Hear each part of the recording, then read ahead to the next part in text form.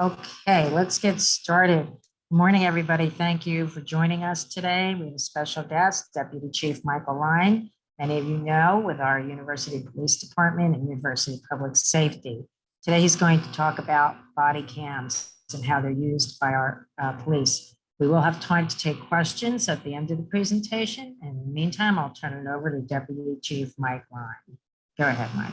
Good morning, and thank you, Liz. For those of you who don't know me, my name is Mike Rein. I'm the Deputy Chief of University Police here at Rutgers. I've been at Rutgers for just closing in on 22 years. I started as a student. Then I became a student employee in emergency services and came over to the police department. As they say, the rest is history. So this morning, I'll be speaking to you about body-worn cameras. I've got a few slides to talk about the topic, and then I look forward to opening it up to your questions. So first, we're going to start off with just a quick overview video of the public demand for cameras. This is a snippet from a documentary that the New York Times put together back in 2016. Michael Brown's death 2 years ago, that was a moment where there was a really strong call for a public lens into what's happening.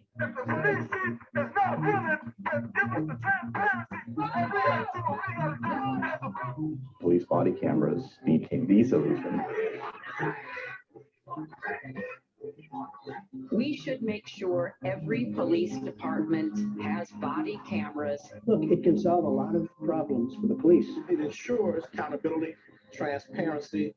We will expand funding for 50,000 additional body-worn cameras. Turn around, put your hands behind your back, Adam. Get out of his face. Today, we have millions of videos, thousands of people wearing cameras. Taser CEO Rick Smith is seeing a bump in business as a result of this. The #1 seller body cameras, Taser, has seen sales surge in just a year.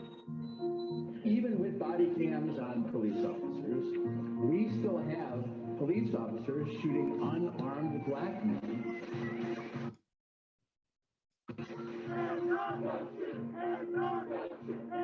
Communities need to know about how officers are going to be using cameras. Will body-worn cameras be just another tool for surveillance and injustice? So I think that overview video helps to frame the discussion pretty well. Again, that goes back to 2016, but a lot of those concepts are still very appropriate today.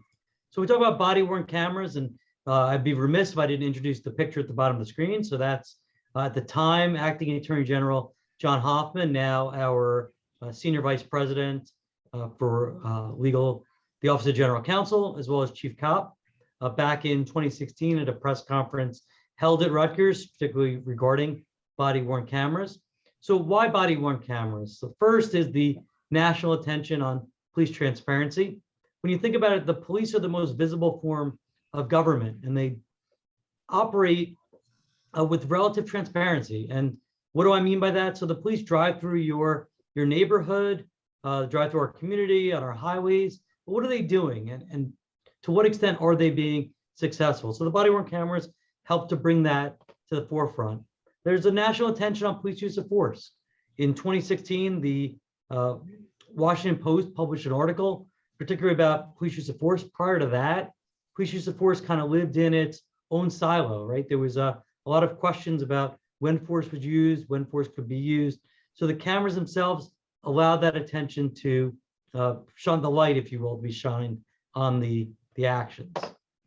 Increased scrutiny on officer veracity. Unfortunately or fortunately, that's a nature of our society. We live in a world where individuals' comments are open to scrutiny. Things that individuals say or do are challenged, and the body-worn cameras help to demonstrate that what the officer's saying or doing is what actually transpired. Community demand, I think this is most evident in that video that we saw a moment ago, where it really does indicate that we have presidential candidates, we have government leaders, community members all indicating a strong desire for police body-worn cameras. Evidence documentation. I think it stands without contest or question that a body-worn camera video of an officer removing contraband or something that does not belong in a location on video is significantly stronger than the officer simply articulating that or explaining it in their police report. Again, reduce complaints and resolve officer-involved incidents. It goes a long way towards demonstrating transparency and establishing what actually transpired. I'm going to speak about that a little later in the presentation. But to use the video, right? The old adage of let's go to the videotape. And last but certainly not least is the availability of grant funding. When the video talked about making grant funding available in New Jersey, the Office of the Attorney General made significant funding available for local police departments. And obviously that goes a long way because if it's a great idea, but how are we going to pay for it? So taking a step back, the Rutgers Police Department has always had a commitment to best practices. The RUPD vehicles has had car cams, in-car dash cams since the late 90s. The police department has been internationally accredited by CALEA since 2011. It's one of only 668 agencies in the world to be accredited. And as a point of reference, there's more than 18,000 police departments. It's one of only 73 college or university police departments in the world. And as a point of pride, it's the largest police department to be accredited by CALEA. It's one of only 18 police departments in New Jersey to be internationally accredited by CALEA. Now, this falls in line with our overarching goal of continually evaluating and revising our practices and processes to remain contemporary as well as relevant.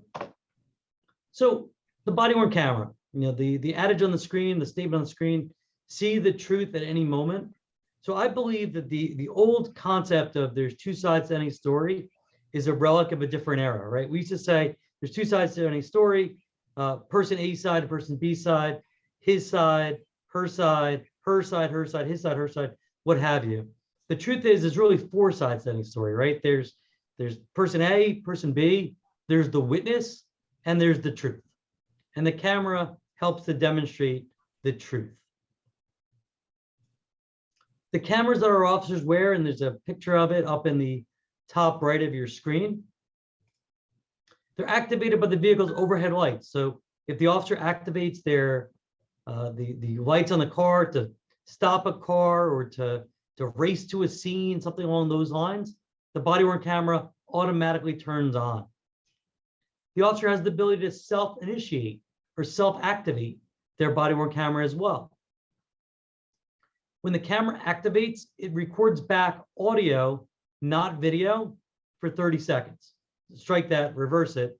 Video, not audio, for 30 seconds. So what is that? Why does it do that? If the officer is engaged in a member of the public and something happens where the officer believes that they may have an incident which may escalate or may devolve to an incident where they may have to use some type of force, they activate their camera, and the 30 seconds of video immediately preceding that activation will also be saved. And probably most importantly, they have a full shift battery. And I want you to think about it in terms of your cell phone. If your cell phone was on and recording for 12 hours, how long would that battery last, right? That's what our body-worn cameras effectively are. It's a cell phone that's recording for 12 hours. So that's why that full shift battery is so important. In previous iterations, we needed to charge the cameras in the middle of the shift. We needed to upload video in the middle of the shift. These cameras are able to do that, right? To hold a charge for the full 12 hours, as well as the video that goes along with it. So some general principles of our body-worn camera program. Our body-worn cameras provide objective evidence of what occurred and play a crucial role in the public discourse around police accountability. Oftentimes, without the cameras, it's anecdote. It's I had this incident or this happened, but there was no true way to drill down into what transpired. As I mentioned earlier, there's four sides to every story, and this allows us to have a neutral, unbiased, detached lens, pun intended, of what actually may have transpired in the incident. They serve as a powerful deterrent to misconduct. by both the police and members of the public. There's something called the Hawthorne effect. And what that effectively means is that individuals act differently when they know they're being recorded, right? When you think back to when you were a child, there's things that you may have said or may have did, but you wouldn't want your mom or dad to hear about them, right? So when you know you're being recorded, when you know there's that neutral, unbiased, attached, objective perspective on what occurred, that changes the analysis a bit, at least your behavior. There's a need to balance potential competing interests. So the first competing interest we have is the public accountability and transparency against the need to respect the private interests, privacy interests of individuals whose image may be captured. And the most clear example of that is private homes. So in our scenario, it's residential halls. The police show up, their video is rolling. Individuals may be in compromised states. They could be in their dorm room. They could be in various states of undress. It could be an individual seeking medical attention in a hospital or at a university event.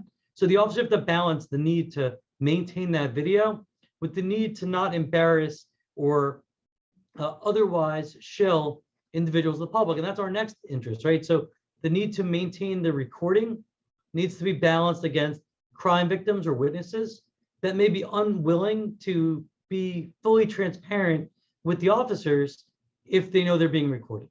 And again, officers have to strike that balance between how important is the information, how concerned is the individual about providing information on video, and by and large, our officers do a great job in both scenarios. Now, our department does have the opportunity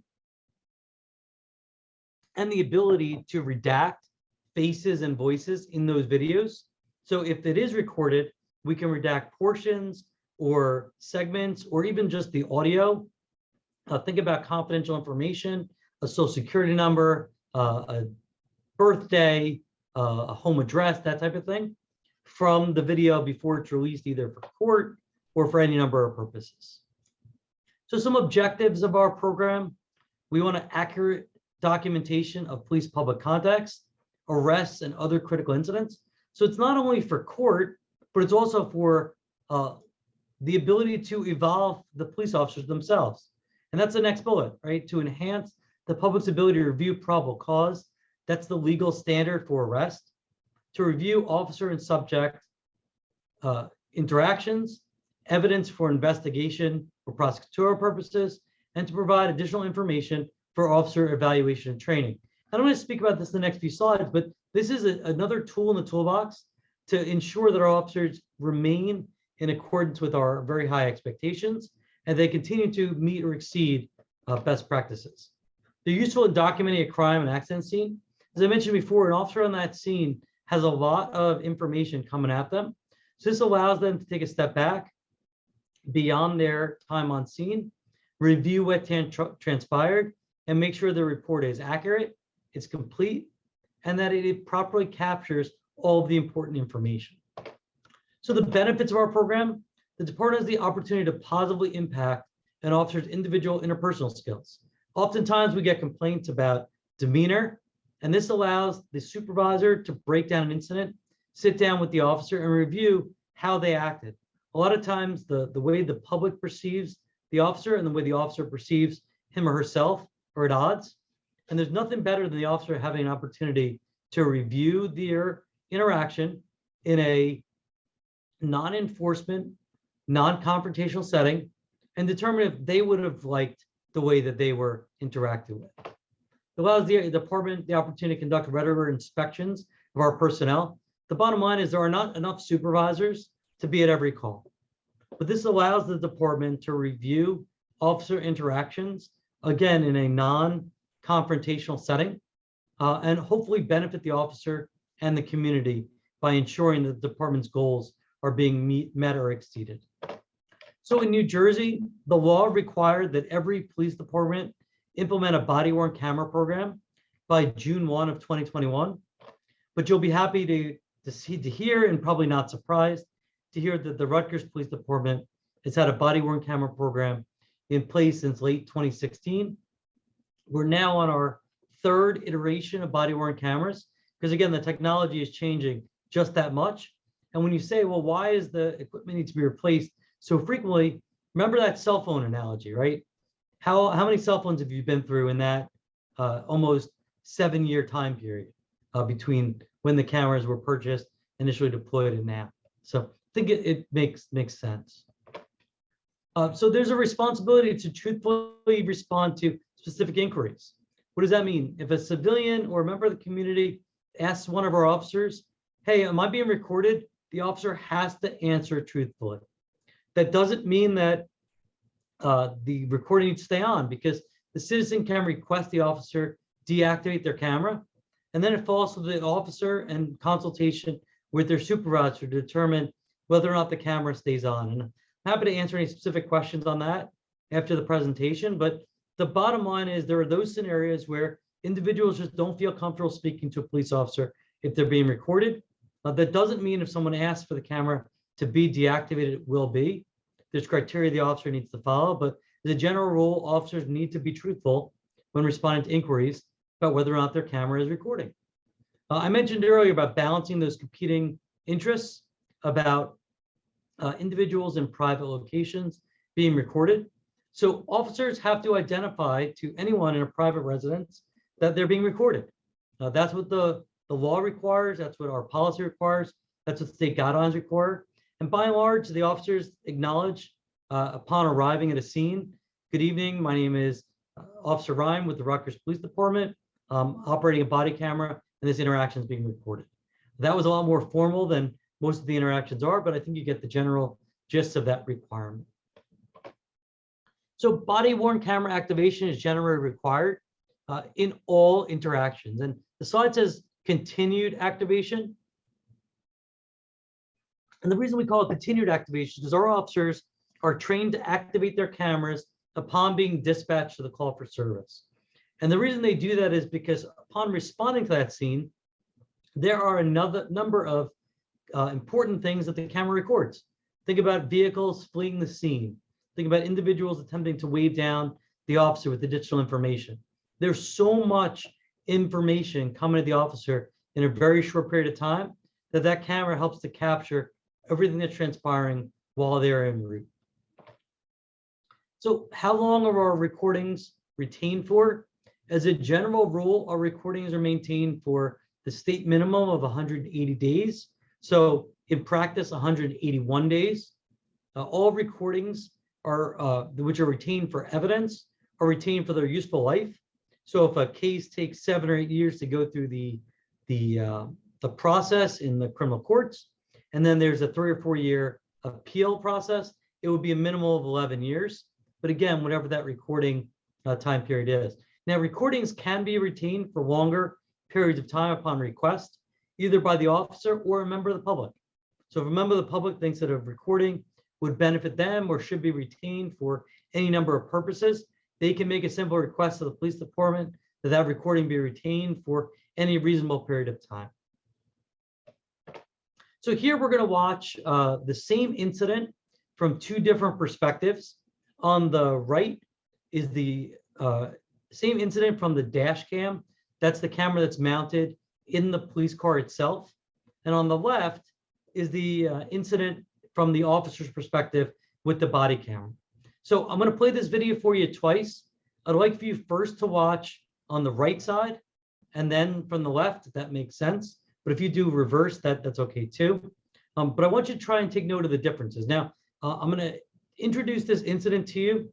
This is an incident which occurred in September of 2021. So less than a little more than 6 months ago, a little less than a year ago. The officer is dispatched to a call of assisting a motorist. He doesn't quite know what's going on in this incident. Now, I will tell you that this incident is a little graphic. And if it's something that may be difficult for you to watch, I would ask you to look away at this time. With it.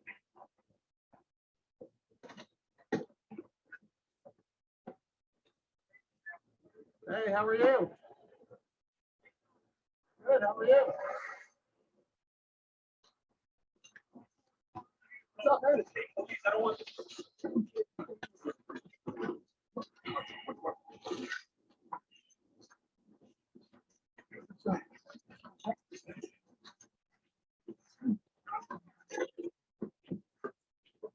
Stay down. Stay down. Stay down. I'm not sure what happened. Up. Stay down. Stay down. Come on. Stay down.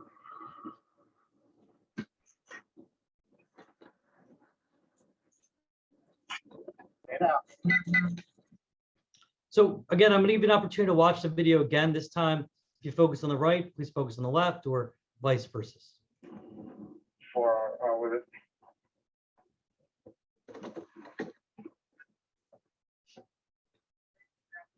Hey, how are you? Good, how are you? What's up, man? I don't want to.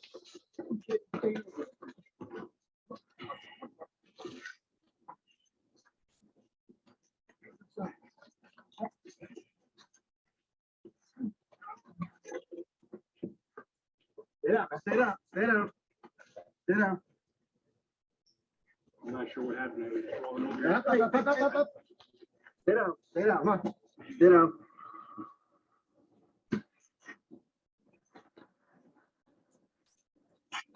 Stay down. So the video itself goes a lot longer, obviously, but the officer dispatched to what he believes to be a motorist assist. It turns out that's a 15-year-old from Highland Park who had run away from home and was attempting to harm himself by jumping up the Lynch Bridge. For those of you not from the New Brunswick area, that's the bridge that connects the New Brunswick campus with Piscataway. A fall from that bridge is not survivable. And the officer does noble work, right? Incredible work, work with incredible purpose. I mean, the officer saved a life, and credit where credit's due. That's Lieutenant Timothy Wilmot, badge number 3734, who saved a life that night. There's no question in my mind, he saved a life. And but for the camera, this incident would have been memorialized, would have been memorialized in a police report. The officer would have done a report that he responded. He assisted an off-duty trooper in retrieving the individual who was attempting to jump off the bridge. The individual was secured and provided with medical attention.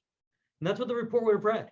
But this video helps to add significant insight into how not only dangerous the work was for Lieutenant Wilmot, but how impactful it was for all involved. And I show you both perspectives because I think it's very important to see that from the perspective of the dash cam, we can see the broader area, both lanes of the highway, the vehicle that is stopped before Lieutenant Wilmot gets there. And obviously from the perspective of the police officer, you gain a much broader perspective on just what he was involved in. So training and evaluation, the cameras augment the department's ability to evaluate instances. It allows us to review basic police procedures and practices. It allows us to really review interactions between our employees and the general public. And they enhance the department's ability to train employees in proper police procedure.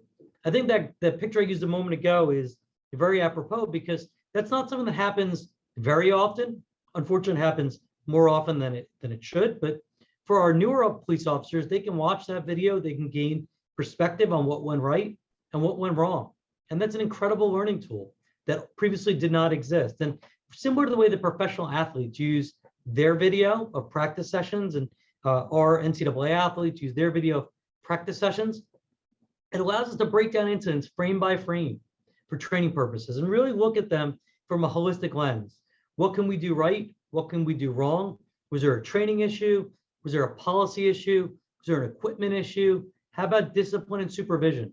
How do they factor into the process, right? Because we all know you can train a police officer for 51 weeks, for 24 years, 51 weeks, 6 days, put him or her on the road for 1 day before they reach that magic number of 25 years and they retire.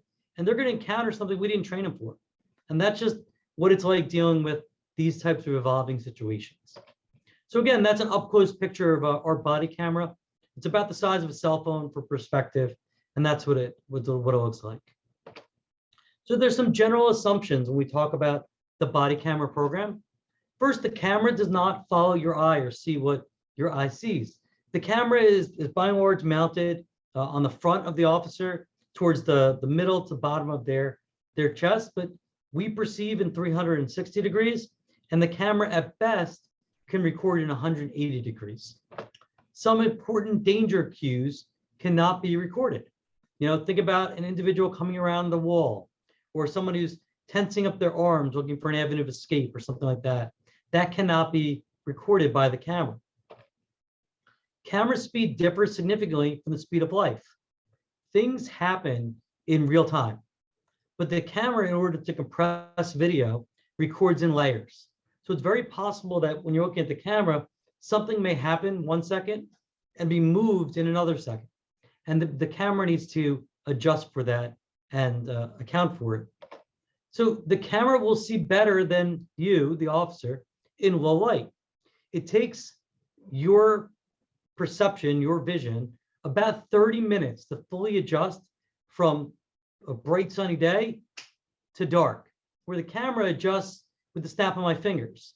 And that's important because there are things that the camera will see a lot better than the police officer will.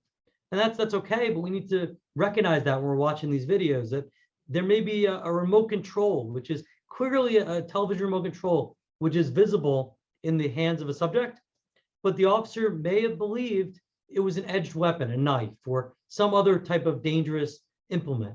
And it's important that that is understood. The officer's body may block the view of the camera. Think about it. If the officer's got their hands up taking notes, if they've got their firearm on a target, that's going to definitely impact the view that the officer has on that body camera. The camera only records in 2 dimensions. So as human beings, we perceive in 360 degrees, we perceive in 3D, 3 depth. The reason we do that is because we have perspective, right? I know a football field is 100 yards, but if I've never been to a football field, I don't quite have a perspective of how big 100 yards is. So it's important that we recognize that when we're watching a video, that an object may be much closer than it appears in that video. Again, 1 camera may not be enough.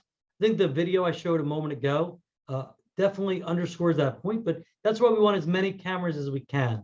All the officers on the scene, the arresting officer, the primary officer, his or her backup, the supervisor, everyone's got their camera on. So we get as many cameras as we can, a full perspective on that incident. Cameras encourage second guessing.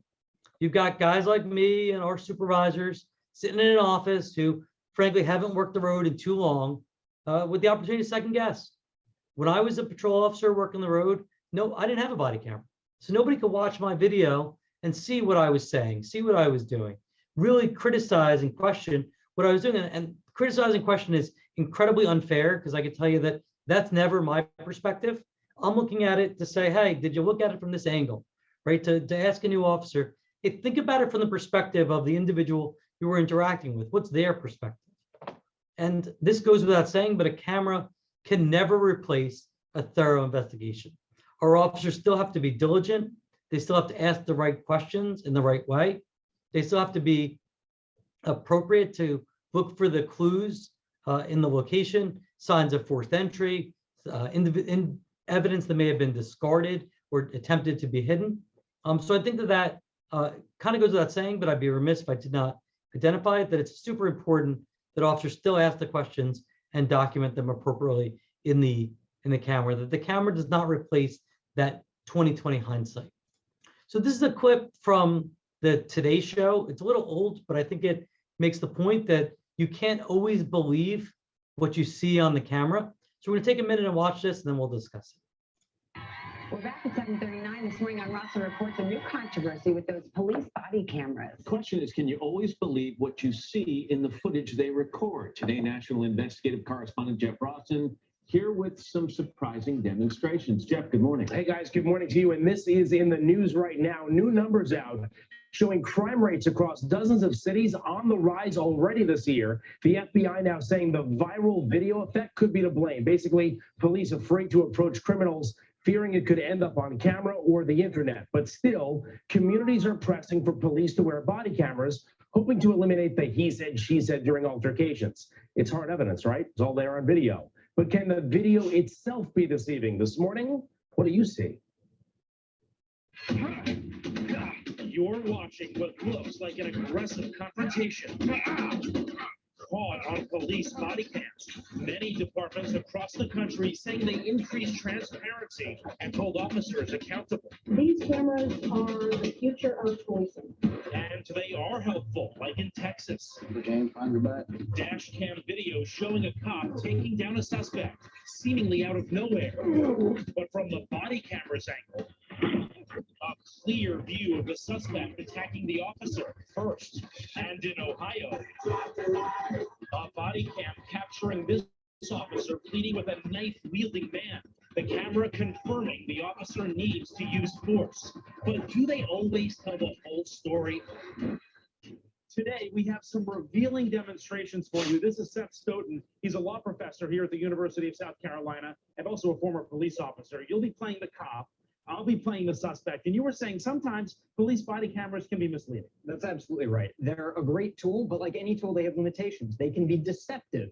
They can fail to capture important information. And sometimes they can suggest something that didn't actually happen. To test them out, we're setting up police encounters. Seth is putting on a body camera. My producer, Giovanna, is off to the side, shooting from a distance on her iPhone to give us the complete picture, like a bystander would. Scenario 1, something Seth calls deceptive intensity. Watch this body camera footage closely. What's happening here? All right, now let's look from the bystander's iPhone. That's right, no brawl here, just really bad dancing.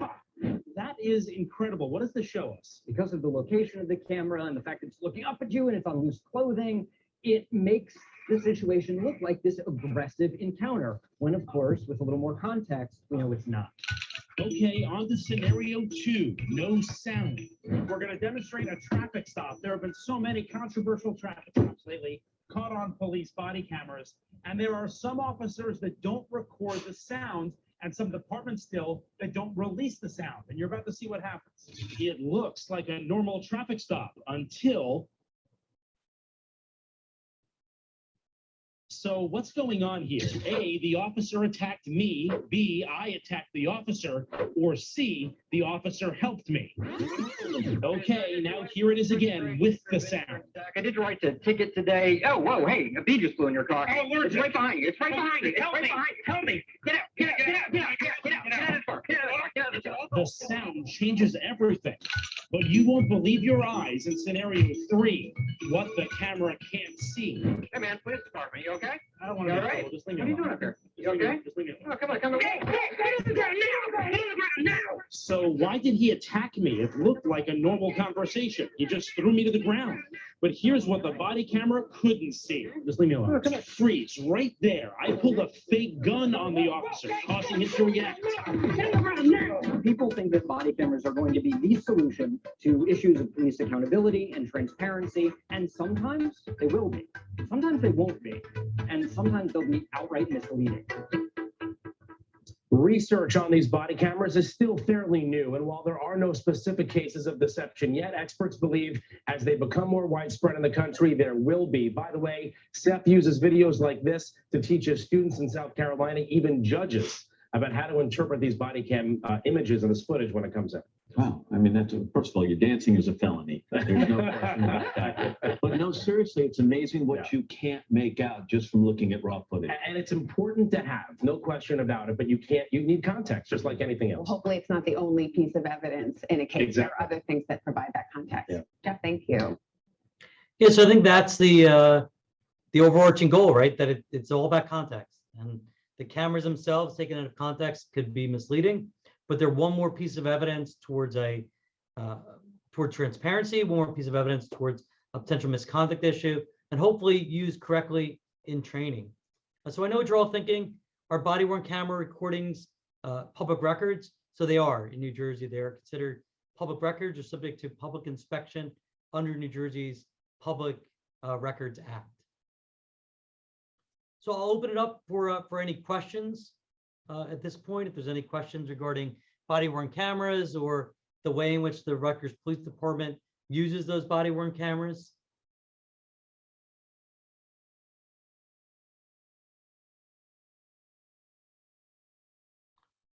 Does anyone want to hit the complaint button? If not, that's my That's my contact information. I don't know, Liz, if there's any questions in the chat. I'm looking now, but I don't see any. There I am. Oops. There.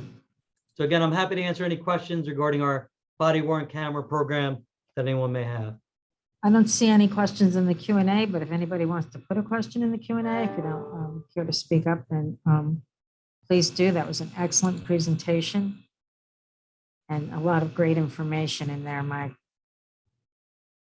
Well, thank you very much. I'm hopeful that everyone had the opportunity to gain greater insight into ways the Rutgers Police Department works to be more transparent and community oriented. I see a question from Patrick McDermott. Thanks, Mike. Great talk. Thank you, Patrick. Another one, Ghislaine Darden. Thank you for your excellent presentation. Thank you both very much. Again, if anyone has a question they feel uncomfortable asking in a public forum, you're welcome to email or call. My contact information is on the screen. But again, appreciate the time. And this is one more way, as I mentioned before, that the Rutgers Police Department works to remain contemporary and transparent, and most of all with the community, because I firmly believe that our officers operate in a manner in which they benefit very much from a reservoir of trust and credibility, which has been built over time. And this is one more way we help to sustain that reservoir.